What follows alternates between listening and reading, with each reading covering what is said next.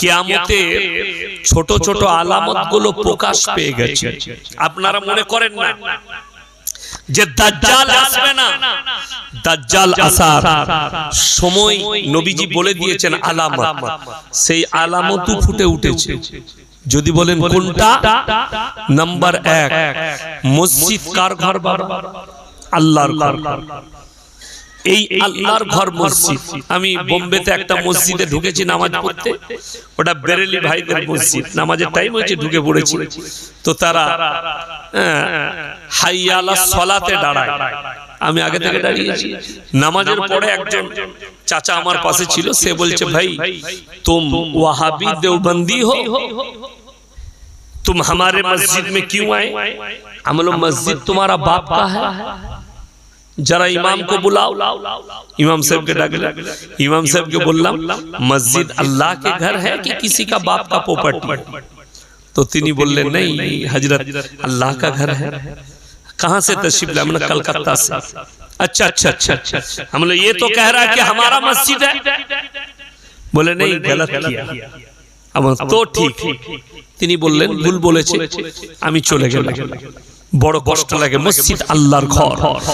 নবীজি বললেন যখন দেখতে পাবে আল্লাহর ঘরের ভেতরে সমাজের মানুষ দুনিয়াদারির কথা আলোচনা করছে, জানবে কিয়ামত কাছে এসেছে, কিয়ামতের আলামত।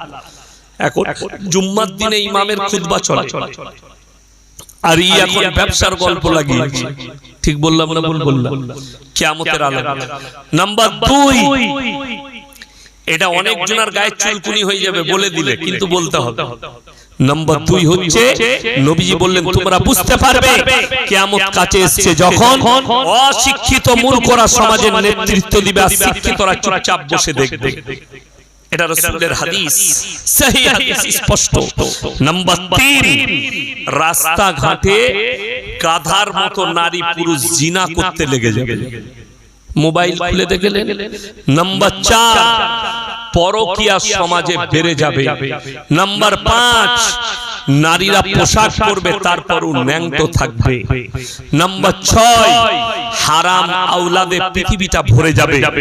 নাম্বার 7, আরো মারাত্মক কি, তোমরা বুঝতে পারবে দাজ্জাল আসার সময় হয়ে গেছে যখন মুসলমানদের কাছে হারাম জিনিসগুলো হালাল হয়ে যাবে, অবৈধগুলো বৈধ হয়ে যাবে। আজকে তাকিয়ে দেখুন না, মুসলমান সুদ খায় বৈধ মনে করে, মুসলমান গাঁজা পান করে বৈধ মনে করে, গাঁজা বিক্রি করে বৈধ মনে করে, মুসলমান চুরি করে বৈধ মনে করে, মিথ্যা কথা বলে বৈধ মনে করে।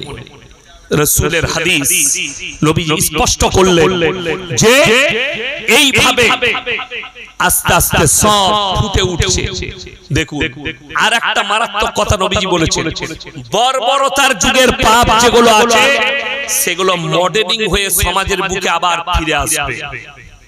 আপনাকে উদাহরণ দিয়ে বুঝাই, যারা শিক্ষিত লোক আছে, স্কুলে গেছে, master, doctor, MSc, BSc, BCom, যে আমার কচি কাচারা কলেজে পড়াশোনা করছো, যারা এমএ পাস, বিএ পাস, যারা এই ভর্তি হয়েছে কলেজে, স্কুলে পড়ছো, তারা কান খুলে শুনো, কিংবা মোবাইল থাকলে গুগলে সার্চ করুন।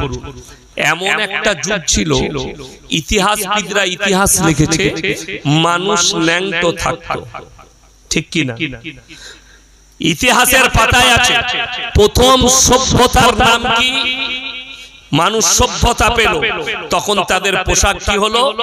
গাছের ছাল, গাছের পাতা আর প্রাণীর চামড়া, এটা প্রথম পোশাক।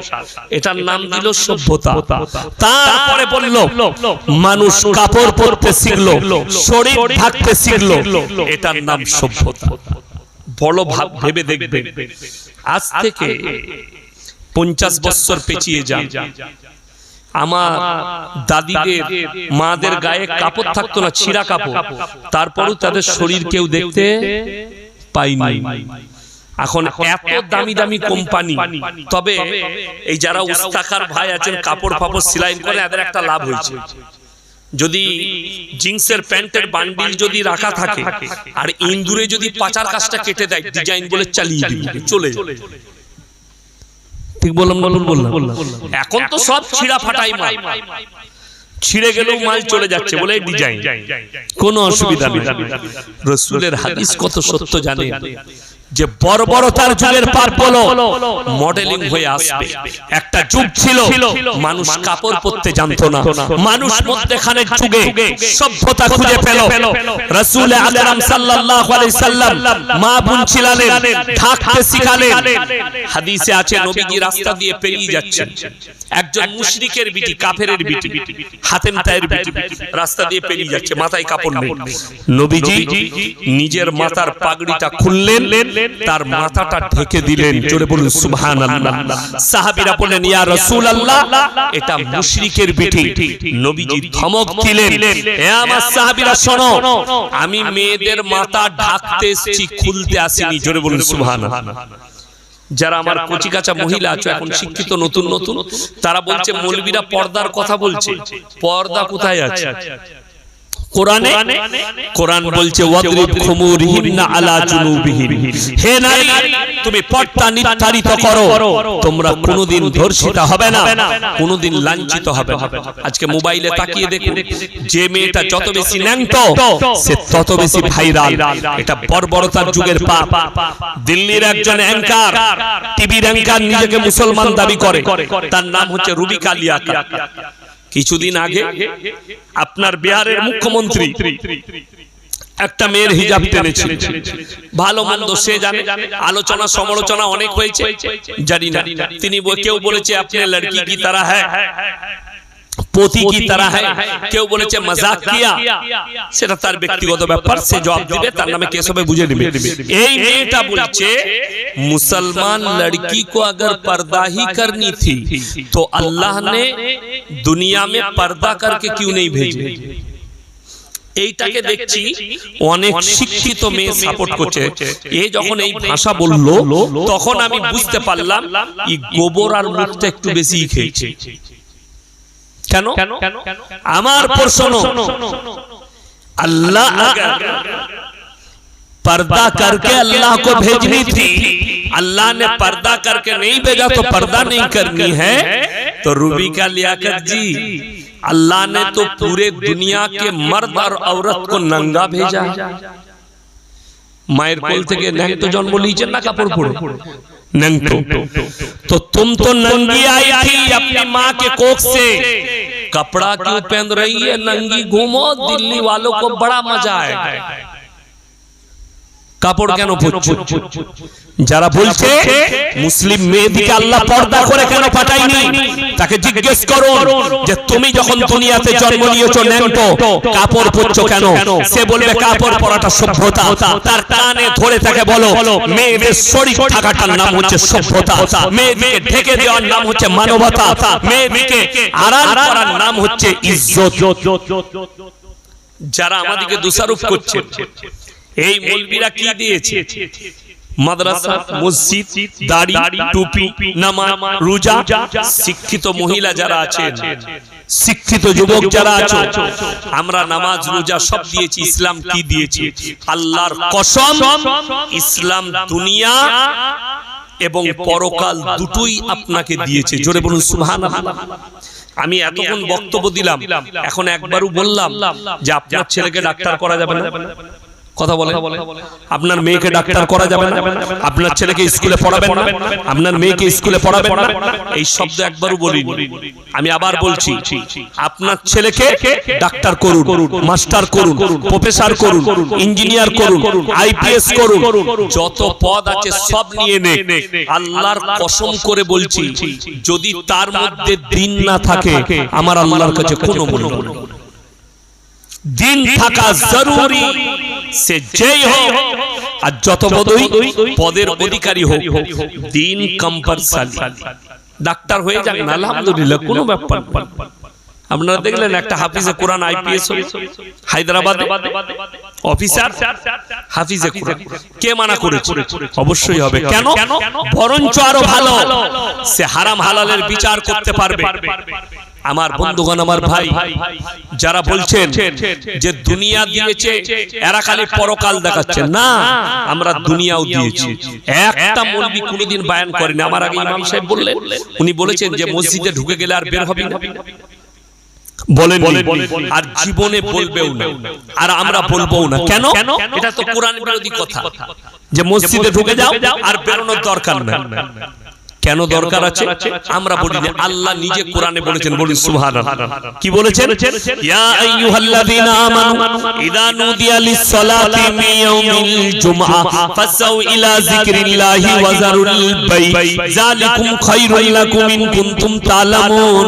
হে ঈমানদার ব্যক্তিরা, যখন তোমাদেরকে জুম্মার জন্য ডাক দেওয়া হয়, বেচা কিনা বন্ধ করে দাও, ব্যবসা বাণিজ্য বন্ধ করো, খেতিবাড়ি বন্ধ করে তোমরা আল্লাহর ঘরের দিকে ধাবিত হও। তারপরে আয়াতে বললেন আবার যখন নামাজ হয়ে যাবে, ফাইদা কুদিয়াতিস সালাত ফান্তাশিরু ফিল আরদি ওয়াবতাগু মিন ফাদলিল্লাহ ওয়াজকুরুল্লাহা কাসীরান লাআল্লাকুম তুফলিহুন। আবার তোমরা হালাল রুজির সন্ধানে পৃথিবীতে ছড়িয়ে পড়ো। জোরে বলুন সুবহানাল্লাহ। আল্লাহ দুনিয়াও বললেন, পরকালও বললেন। আর যারা বলছে পশ্চিমী দুনিয়াকে ফলো করো, তাদের কাছে টেকনোলজি আছে, তাদের কাছে নাসা আছে, তাদের কাছে প্রযুক্তি আছে, তাদের কাছে বিজ্ঞান আছে। আল্লাহর কসম খেয়ে বলছি, তাদের কাছে দুনিয়া আছে, তাদের কাছে পরকাল নেই। ভাই ক্যামেরা বলে যাচ্ছে, কিয়ামতের দিনে বিচার কার হবে? মানুষের। রং কথা, মানুষের নয়। আল্লাহ হিসেব নিবেন মুমিনের। পাপ আর পুণ্য কার আছে? মুমিনের না বেঈমানের? মুমিনের। যে কাফের হবে তার কোনো হিসাব নাই, তার একটাই হিসাব জাহান্নাম। কি বললাম? জাহান্নাম। এখন আপনার প্রশ্ন থাকবে, আপনি শিক্ষিত ব্যক্তি, প্রশ্ন করুন আমাকে যে কি? সেদিনে একজন প্রশ্ন করেছিল যে যারা ভালো মানুষ আছে তাদের কি হবে? ঈমান আনেনি কিন্তু ভালো লোক। ভালো লোক নেই, গাদা আছে। হাদিসে আছে যারা ঈমান আনবে না অথচ তারা ভালো লোক, মানুষের সেবা করেছে, মানুষের সঙ্গে সৎ ব্যবহার করেছে, ভালো কাজ করেছে, আর ঈমান আনেনি, তার বদলা আল্লাহ তাদেরকে দুনিয়াতে দিবেন, পরকালে আর কিছু থাকবে কেউ নেই। এইটা বিশ্বাস। এখন আমাদের সমাজে, সমাজটা ধ্বংস অর্ধেক কিসে হলো জানেন? এখনই বলে দিলে আমার দাওয়াত কমে যাবে। কেন বলুন? হাদিসুন নিসা। হাদিসুন নিসা মানে বুঝেছেন? এই মৌলবীরা বুঝে গেছে, আপনারা বুঝবেন। হাদিসুন নিসা মানে হচ্ছে মেয়েদের হাদিস, আমাদের হাদিস। নিসা মানে হচ্ছে মেয়ে। কি বুঝলে? নিসা নেসা দুটো। এই হাদিসুন নিসা, সূরা নিসা মেয়েদের নামে আছে। এদের হাদিসে অর্ধেক দুনিয়া ধ্বংস হয়েছে। এসআইআর এমনি নাম হয়েছে আপনার, নানি একটা নাম রেখেছে, দাদি একটা নাম রেখেছে। তবে তো কেন দুই বিয়ানে ঝামেলা? বর্ষাকালে ছেলে হয়েছে, নাম রেখেছে বর্ষা। আর নানি যখন শুনলে দাদি নাম রেখেছে বর্ষা, না নামটা ভালো হয়নি, ও নাম রাখলে ফুলটুসি। তো ওর নামটা এসআইআর ডাক পড়বে না, তা কার পড়বে? আপনাকে আমি ইমানদারির সঙ্গে বলছি, গোটা পাঁচলা থানায় একটা হিন্দু ভাইয়ের নাম আপনি দেখিয়ে দেন তো। আব্দুর রহমান আছে? আছে? কথা বলে না? আছে? কোন দলিত ভাইয়ের নাম আব্দুর রহমান আছে? আব্দুল জব্বার আছে? আব্দুল সত্তার আছে? নাই। আর মুসলমানদের শুনলেন না, বল্টু, ঝন্টু, ফন্টু, সন্টু, কালো, তেল, সাদা, লাল সব মাল আছে। ঠিক বললাম না ভুল বললাম?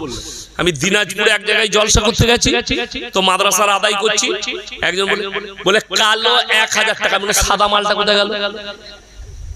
কে নাম রেখেছে নিজে জানে, ওর ভালো নাম আছে, লোকরা তার নাম করে দিয়েছে কালো। বড় কষ্ট। আমি এক জায়গায় বিয়ে পড়তে গেছি অনেক দিন আগে, তাকে জিজ্ঞেস করছি তোমার ভালো নামটা বলো। ও নিজের বড় ভাইকে জিজ্ঞেস করছে, ভাই আমার ভালো নাম কি? আমরা তোর খারাপটাই বল। বোঝা আমার নাম হচ্ছে পুটি। আমি যা বুঝে কর, ওই নামই বিয়ে পড়াতে হলো। এবং মেয়েটাকে গিয়ে কি বলবে? অমুক গ্রামের একমাত্র সন্তান পুটি, 1001 টাকা দেড় পরিবর্তে তোমাকে নিকাহ দিচ্ছে। কত শুনতে ভালো লাগবে। আশেপাশের মেয়েরা বলবে তোর স্বামীর নাম পুটি, ভালো লাগবে কেন? দাদির নাম আলাদা, নানির নাম আলাদা। এদের হাদিস কেন? আপনার একটা সন্তান হলো মাত্র, এখন তো ফোনের যুগ, ইমাম সাহেব এই হসপিটালে আছে, আমার বেটা হয়েছে, আপনি একটা ভালো নাম বলে দেন। ইমাম সাহেব বললে উমর রাখো, আবু বকর রাখো, উসমান রাখো। এত ভালো নাম থাকতে কোথাকার নাম কোথায়? আজকে আমাকে একজন ফোন করছিল যে হুজুর কি নাম রাখবো, নাম বলে দিলাম মারিয়াম। মারিয়াম ঈসা নবীর মা হযরতে মারিয়াম, এত সুন্দর নাম রাখবে না? এত সুন্দর নাম রাখো, একটা নাম রাখো। বড় কষ্টের বিষয় এই সমাজ, মেয়েদের হাদিসে অর্ধেক সমাজ ধ্বংস হয়ে গেল। অর্ধেক সমাজ বিয়ের দিন ঠিক করতে যাচ্ছে, বলছে আমাদিকে আপনারা দুটো কাজে রেখেছেন মৌলবীদিকে। কটা কাজে বললাম? দুটো, হলে আর মরলে। হয়েছে হুজুর কানে আজান দিয়ে দাও, মরেছে জানাজা পড়ে দাও, বাকি বলে বাকি সব খালারা বুঝে নেবে। বুঝতে পারেন? মরে গেছে কে বুঝবে? খালা। দিয়ে 7 দিন, 3 দিন, 4 দিন, 7 ফায়দা, ঘাটে উঠা, 9 ফুল, 40-এর খান। 24 পরগনায় জলসা করতে গেছি, মুসলিমদের আকীদা শুনলে অবাক হয়ে যাচ্ছে আমি, এক এক জায়গার আকীদা। সেখানে আমার কাছে প্রশ্ন এলো যে লোক মারা গেলে তাকে দাফন করার আগে 9টা রুটি করে, 9টা, কটা বললাম? 9টা পিঠে করে, দিয়ে 9টা রুটি 9টা গরিব মানুষের বাড়িতে দেয়। তারা যতক্ষণ না খায় ততক্ষণ পর্যন্ত তার গোর আযাব বন্ধ হয় না। ফতোয়া কার? নওয়ার খালা আমাদের। তা না হলে মুসলিম ছেলে মুসলিম মেয়েরা বলছে আমাবস্যার রাতে বিয়ে করতে। আমাকে মুর্শিদাবাদে জিজ্ঞেস করেছিল, আমি বললাম মোটেই করি না, কালো ছেলে হবে আমাবস্যার রাতে বিয়ে করবে। কি বলবো? আমরা জানি না হাদিস কোরআনে কোথায় আছে। আমরা তো জানি আল্লাহর কাছে সব তিনটা সমান। ওই জন্য খুব সাবধান। ছেলে হচ্ছে না বলে কোনো ব্যাপার নয়, হুজুরের কাছে চলো, হুজুরের তাবিজে ছিল। কিন্তু ইমাম সাহেবের বেতন 10,000 টাকা, আর আপনার গ্রামে একজন উস্তাকার আছে, সে মাসে 1 লাখ টাকা ইনকাম করে। কার ইনকামটা বেশি, উস্তাকারের না ইমামের? উস্তাকারের ইনকাম বেশি। এখন তিনি এসে ইমামকে বলছে হুজুর ব্যবসাটা 1 মাস একটু ডাউন যাচ্ছে, একটা বরকতের তাবিজ দেন তো। তাবিজটা হুজুরের দরকার না তার দরকার? কথা বলে না? হুজুরের দরকার, তার নয়।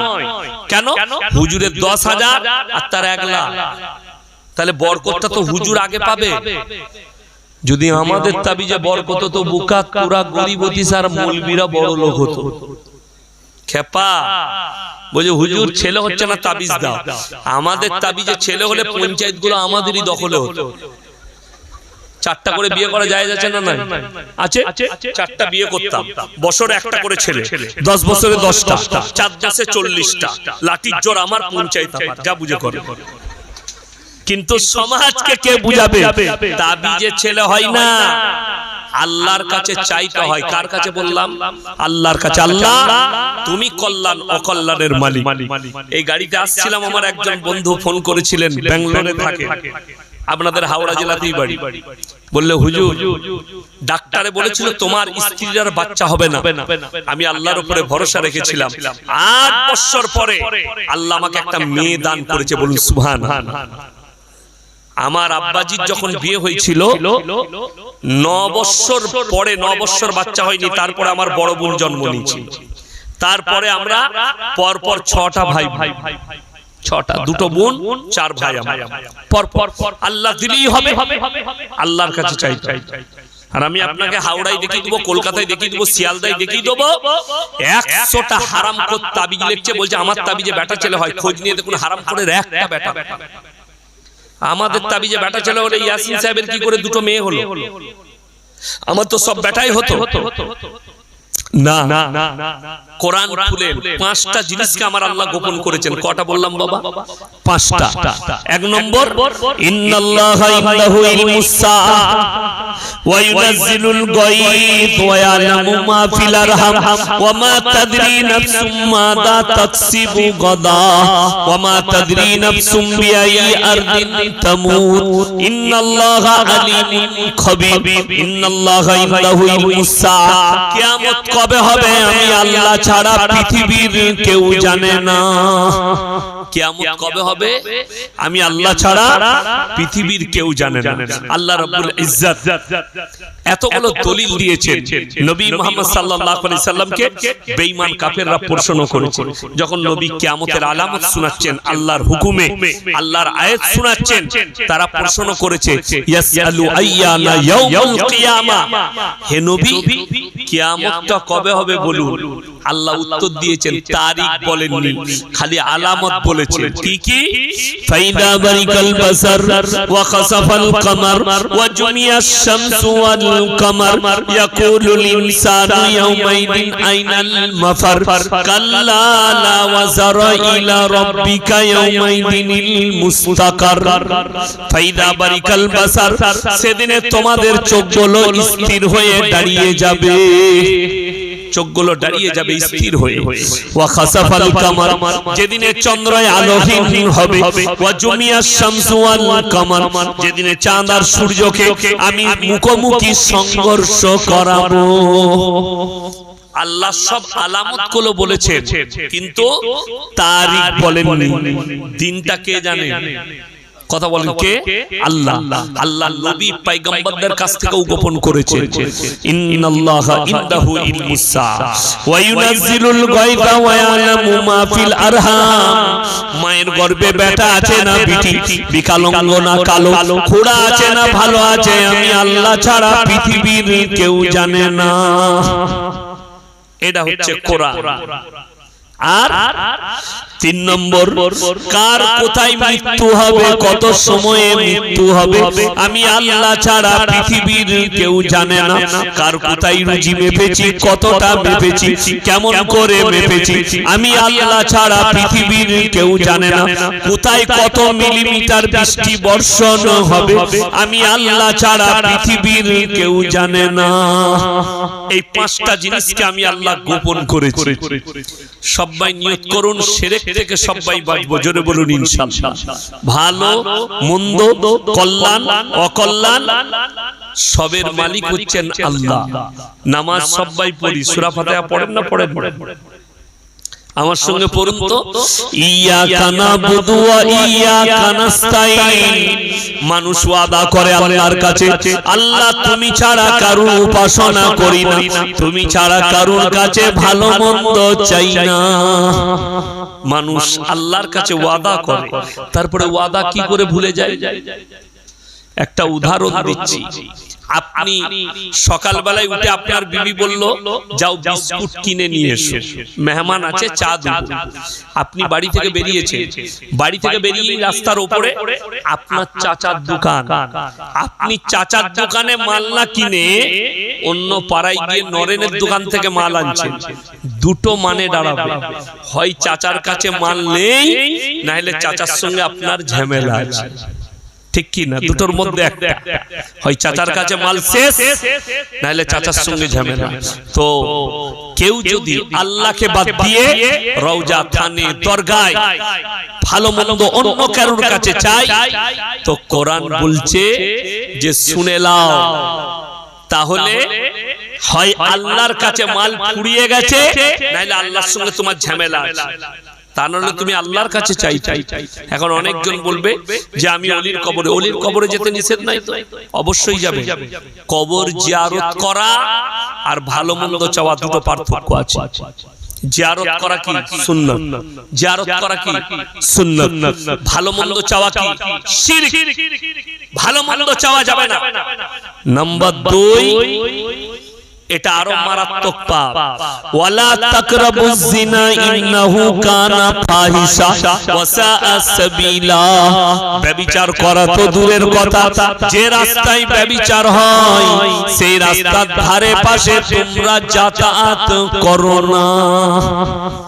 যে রাস্তা